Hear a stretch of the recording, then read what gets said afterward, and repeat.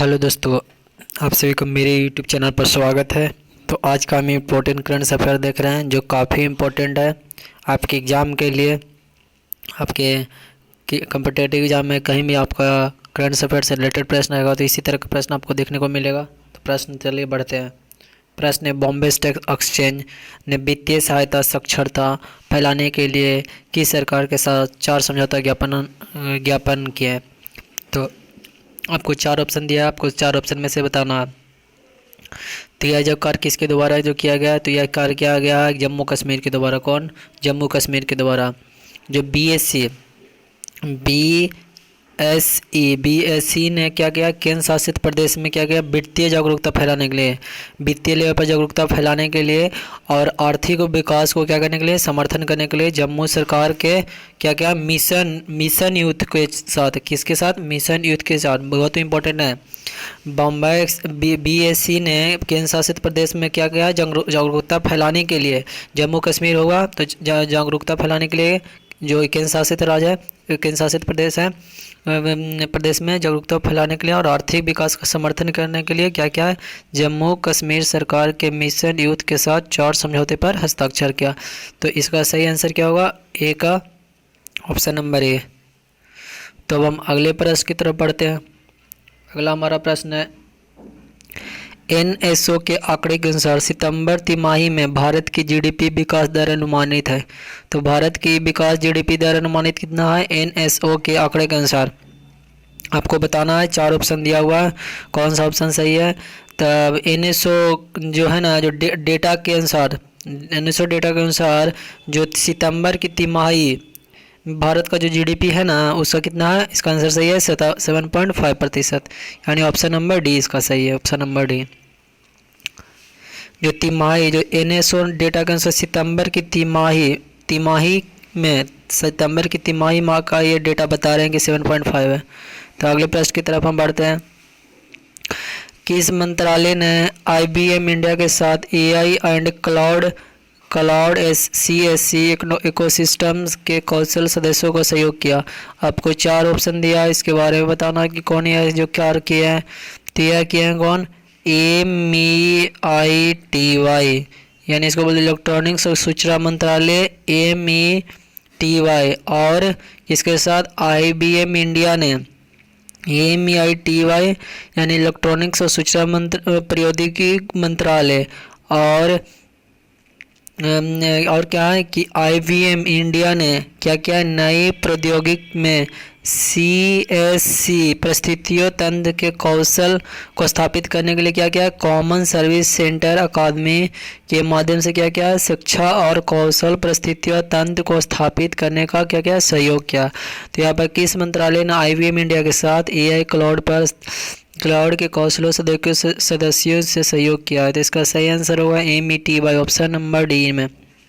तो इसमें main point यही है कि आईबीएम इंडिया और इलेक्ट्रॉनिक्स और सूचना प्रौद्योगिकी मंत्रालय जिसको MITY और आईबीएम इंडिया ने नई आयु प्रौद्योगिकी CSC परिस्थितियों तंत्र के साथ कौशल सदस्य को स्थापित करने के लिए क्या क्या, कॉमन सर्विस सेंटर का अकादमी के साथ माध्यम से शिक्षा कौशल परिस्थितिक तंत्र क्या क्या स्थापित किया। तो इसका सही आंसर क्या होगा? Option number D MEITY। ये बहुत इंपॉर्टेंट क्वेश्चन है। अगले प्रश्न की तरफ हम बढ़ते हैं कि इस राज्य ने भारत में सर्वश्रेष्ठ SOWTO के सर्वश्रेष्ठ के रूप में सम्मानित किया गया। तो किस राज्य में? या 4 ऑप्शन दिया, आपको सही आंसर ढूंढना है। पहला क्या है? केरल है, दूसरा असम है, तीसरा तमिलनाडु है, चौथा उत्तर प्रदेश। तो इसका सही आंसर क्या होगा SOWTO के अनुसार? तो इसका सही आंसर होगा option number C, Tamil Nadu, option number C. अगले प्रश्न की तरफ हम बढ़ते हैं। अगला हमारा प्रश्न 27 में एपैक आर्थिक नेताओं के शिखर सम्मेलन 2020 का विषय क्या? तो पैक के जो आर्थिक नेताओं के शिखर सम्मेलन का विषय आपको बताना। आपको 4 ऑप्शन दिया हुआ।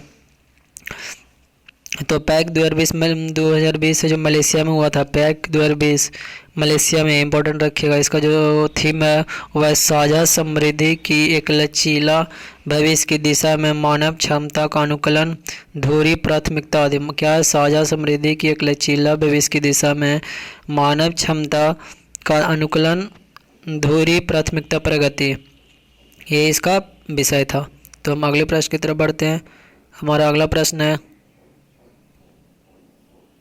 सरकार की प्रमुखों की एससीओ की 19वीं बैठक की अध्यक्षता किसने की? तो आपको बताना है, 4 ऑप्शन दिया हुआ है, एम वेंकैया नायडू, प्रकाश जावड़ेकर, जयशंकर, अमित शाह। तो एससीओ की 19वीं बैठक की अध्यक्षता किसने की? तो ये उपराष्ट्रपति जो है एम वेंकैया नायडू ने एससीओ की परिषद की प्रमुख की 19वीं बैठक की अध्यक्षता की। तो अगले प्रश्न की तरफ में बढ़ते हैं। अगला प्रश्न, प्रधानमंत्री नरेंद्र मोदी ने किस विद्यालय के स्थापना दिवस को चिन्हित करने के लिए 100 रुपये के स्मारक सिक्के और डाक टिकट अनावरण किया? तो आपको 4 ऑप्शन दिया है, दिल्ली विश्वविद्यालय, कोलकाता विश्वविद्यालय, लखनऊ विश्वविद्यालय, पाटलिपुत्र विश्वविद्यालय। तो इसको सही आंसर क्या होगा कि प्रधानमंत्री नरेंद्र मोदी ने क्या किया, वीडियो कॉन्फ्रेंस के माध्यम से लखनऊ विश्वविद्यालय इसको लखनऊ विश्वविद्यालय के शताब्दी वर्ष पर 100 साल पूरे होने पर स्थापना दिवस पर 100 रुपये का स्मारक सिक्का का अनावरण किया। ये 100 साल पूरे होने पर उसके गौरव इतिहास को याद करते हुए। तो अगले प्रश्न हम बढ़ते हैं। अगला प्रश्न है, किस मंत्री ने इस वित्तीय वर्ष में CAPEX पर 25वीं समीक्षा बैठक की? तो आपको 4 ऑप्शन दिया है, आपको बताना है, अमित शाह, निर्मला सीतारमण, सुब्रमण्यम जयशंकर, नरेंद्र मोदी। इस 4 ऑप्शन में से आपको कौन सा ऑप्शन सही आपको बता सकते हैं कमेंट बॉक्स में। तो इसका सही आंसर है वित्त मंत्री जो हमारी है, वित्त मंत्री निर्मला सीतारमण ने कैपेक्स CAPEX की 5वीं समीक्षा की बैठक की। तो अगले प्रश्न की हम तरफ चलते हैं। अगला प्रश्न है, 20 निवेशक सप्ताह 2020 के एक हिस्से के रूप में निवेशक शिक्षा को मजबूत करने के लिए स्मार्ट कार्यक्रम शुरू किया। तो किसने किया? आपको 4 ऑप्शन दिया। तो यह जो किया गया अजय त्यागी के द्वारा। ऑप्शन में ये जो सेबी के प्रमुख हैं अजय त्यागी ने क्या किया, सिक्योरिटी SMART का क्या होता है, सिक्योरिटीज मार्केट ट्रेनर्स, इसका फुल फॉर्म क्या होता है, securities market trainers program launch किया, जो क्या करेगा, निवेशक शिक्षा जागरूकता को क्या करना, निवेशक शिक्षा को और जागरूकता को बढ़ाने का पहल से उद्देश्य से शुरू किया गया है। तो हम अगले प्रश्न की तरफ बढ़ते हैं। समझ गए होंगे तो लाइक सब्सक्राइब कर लें। अगला है, भारत ने हाइड्रोग्राफी पर किस देश के साथ कार्यान्वयन समझौता किया है? तो आपको 4 ऑप्शन दिया है, आपको उसमें से सही ऑप्शन ढूंढना है, चीन, जापान हुआ, बांग्लादेश हुआ, वियतनाम हुआ। तो एक आभासी क्या किया है, किसके साथ हाइड्रोग्राफी पर समझौता किया? तो इसका सही आंसर होगा वियतनाम में। किसमें एक द्विपक्षीय बैठक के दौरान किसने, रक्षा मंत्री और उनके समक्ष कौन थे, जनरल नागा जुआन, जो उनका जो रक्षा मंत्री था वियतनाम का, नागा जुआन लीच की उपस्थिति में भारत और वियतनाम के साथ क्या हुआ, हाइड्रोग्राफी पर एक कार्यान्वयन समझौता हुआ। हाइड्रोग्राफी पर क्या हुआ, कार्यान्वयन समझौता हुआ। किसके बीच? तो भारत और वियतनाम के बीच, दोनों के रक्षा मंत्रियों के बीच। तो हम अगले प्रश्न की तरफ बढ़ते हैं।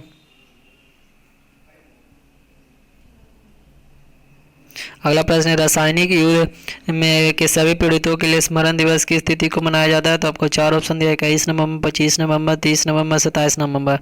तो हर साल रासायनिक युद्ध के सभी पीड़ितों के रासायनिक युद्ध के पीड़ितों को श्रद्धांजलि देने के कब मनाया जाता है हम लोग, रासायनिक युद्ध के पीड़ितों को? तो यह मनाया जाता है 30 नवंबर को, यानी ऑप्शन नंबर इसका C सही है। तो हम अगले प्रश्न की तरफ बढ़ते हैं। हमारा अगला प्रश्न है, कौन सा शहर दुनिया में सबसे बड़ा शहर के रूप में उभरा है? तो आपको 4 ऑप्शन दिया हुआ है, हांगकांग, टोक्यो, शंघाई, दुबई। तो आपको 4 ऑप्शन बताना है, इसमें से कौन सा शहर जो दुनिया का सबसे बड़ा शहर के रूप में उभरा है? तो यह है Shanghai. Option number C, international air transport association के अनुसार, किसके अनुसार, इंटरनेशनल एयर ट्रांसपोर्ट एसोसिएशन के अनुसार शंघाई क्या है, दुनिया का सबसे जुड़ा हुआ शहर बन गया है, जुड़ा हुआ शहर के रूप में उभरा है। अगला प्रश्न है कि भारत में सबसे अधिक ऊंचाई पर सबसे बड़ी और ऊर्जा परियोजना किस स्थान पर स्थापित किया गया? तो आपको 4 ऑप्शन दिया, कारगिल, अनंतनाग, लेह और क्या, कुलगाम। तो आपको 4 ऑप्शन दिया। तो यह है जो क्या कहाँ किया गया, लेह में, केंद्र शासित प्रदेश लद्दाख में, पूरे लेह में क्या गया, एक उच्च ऊंचाई पर सबसे बड़ी परियोजना का शुभारंभ किया गया। इसको IAF स्टेशन लेह में स्थापित किया गया। IAF स्टेशन लेह में स्थापित किया गया। कहाँ, IAF लेह स्टेशन में। ये बहुत ही इंपॉर्टेंट प्रश्न था। अगला प्रश्न है, शून्य में सशक्तिकरण के माध्यम से सशक्तिकरण पर राष्ट्रीय सम्मेलन की अध्यक्षता किसने की? तो आपको 4 ऑप्शन दिया। तो आपको सही आंसर बताना, प्रकाश जावड़ेकर, रमेश पोखरियाल, पीयूष गोयल, हर्षवर्धन। तो इसका सही आंसर होगा क्या, ऑप्शन नंबर B, जो केंद्रीय शिक्षा मंत्री रमेश पोखरियाल ने ING शून्य सशक्तिकरण पर क्या किया, एक आवासीय राष्ट्रीय सम्मेलन को क्या किया, संबोधित किया। तो इसका सही आंसर क्या होगा, केंद्रीय शिक्षा मंत्री रमेश पोखरियाल ने इसका क्या किया, सशक्तिकरण पर सम्मेलन की अध्यक्षता की। तो अगला प्रश्न हमारा है कि किस राज्य के राज्यपाल ने गैर कानूनी बातचीत पर अध्यादेश लाने का आश्वासन दिया। तो किसने किया यह? तो यह जो कार्य किया उत्तर प्रदेश के द्वारा। तो उत्तर प्रदेश के राज्यपाल कौन है? नंदी पटेल ने यूपी कैबिनेट द्वारा क्या किया गया? पारित किए जाने के बाद अवैध रूप से रूपांतरित के दिन अध्यादेश को ला दिया। जो अवैध रूप से उसके जो कैबिनेट मंत्री थे उसके खिलाफ अध्यादेश ला दिया। तो यह जो कहाँ से किया गया है? उत्तर प्रदेश। उत्तर प्रदेश को मुख्यमंत्री कौन? उत्तर प्रदेश के गवर्नर कौन है? तो यहाँ का गवर्नर है आनंदीबेन पटेल। तो अगले प्रश्न की तरफ बढ़ते हैं। भारत सरकार ने कोविड-19 टीके उम्मीदवार की विकास प्रक्रिया को बढ़ावा देने के लिए कौन सा मिशन शुरू किया है? पापे ने रखी ना। आपको 4 ऑप्शन दिया है, आपको 4 ऑप्शन में से ढूंढना है कि कौन सा ऑप्शन सही है। तो उम्मीदवारों के लिए बढ़ावा देने कौन सा मिशन शुरू किया है? तो यह शुरू किया गया है मिशन कोविड सुरक्षा। किसको? कौन सा मिशन कोविड सुरक्षा? जो 5 से 6 कोविड-19 वैक्सीन उम्मीदवारों के विकास को सुविधाजनक बनाने के लिए केंद्र सरकार ने ऐसा प्रयास किया है। तो हम अगले प्रश्न की तरफ बढ़ते हैं। हमारा अगला प्रश्न है कि इसरो ने गगनयान मिशन के लिए कौन सा देश स्थायी ग्राउंड स्टेशन ट्रैकिंग सुविधा को मेजबानी करेगा। तो आपको 4 ऑप्शन दिया है, आपको सही आंसर बताना है। पहला अमेरिका, रूस, ऑस्ट्रिया या ऑस्ट्रेलिया। तो इसका सही आंसर होगा ऑस्ट्रेलिया है। ऑस्ट्रेलिया अंतरिक्ष एजेंसी ने क्या किया? इसरो के साथ काम कर रही है और गगनयान मिशन के लिए ऑस्ट्रेलिया ने क्या किया है? अपने अस्थायी जमीन पर नजर रखने की सुविधा प्रदान कर रही है। जो इसके साथ किसके साथ? इसरो के साथ। इसरो और ऑस्ट्रेलिया दोनों मिलकर गगनयान के लिए काम कर रही है। तो अगले प्रश्न की तरफ बढ़ते हैं। हमारा अगला प्रश्न है उत्तर प्रदेश कैबिनेट ने मर्यादा पुरुषोत्तम श्री राम हवाई अड्डे के रूप में किस हवाई अड्डे का नाम बदलने के प्रस्ताव को मंजूरी दी। तो आपको सही आंसर बताना है। 4 ऑप्शन है सुल्तानपुर एयरपोर्ट, रायबरेली, गोरखपुर, अयोध्या। तो इसका सही आंसर होगा अयोध्या एयरपोर्ट, क्योंकि आप समझ सकते हैं कि राम जन्मभूमि अयोध्या में मुख्यमंत्री योगी आदित्यनाथ के नेतृत्व में क्या किया? उत्तर प्रदेश मंत्रिमंडल ने क्या किया? अयोध्या हवाई अड्डे का नाम बदलकर मर्यादा पुरुषोत्तम श्री राम हवाई अड्डे करने का प्रस्ताव पर क्या किया? मंजूरी कर लिया। तो ये था। अगला प्रश्न हमारा देखते हैं। अगला प्रश्न हमारा hitman the Rohit Sharma story नामक पुस्तक के लेखक कौन है? तो आपको बताना है। 4 ऑप्शन दिया है, विजय लोकपल्ली, जी कृष्णन, विक्रम सेठिया, बी। तो इसका सही आंसर होगा विजय लोकपल्ली और जे कृष्णन। विजय लोकपल्ली और जो कृष्णा दोनों ने रोहित की यात्रा की कहानी को हिटमैन द रोहित शर्मा नामक एक नई पुस्तक का विमोचन किया। यह इसका रूप का पुस्तक का लेखक है।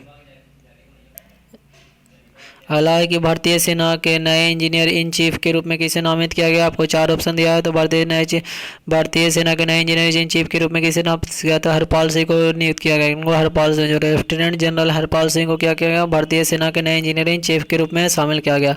तो ये था आज का हमारा इंपॉर्टेंट करंट अफेयर। वीडियो अच्छा लगा तो चैनल को सब्सक्राइब कर लें और वीडियो देखने के लिए आप सभी को बहुत बहुत धन्यवाद।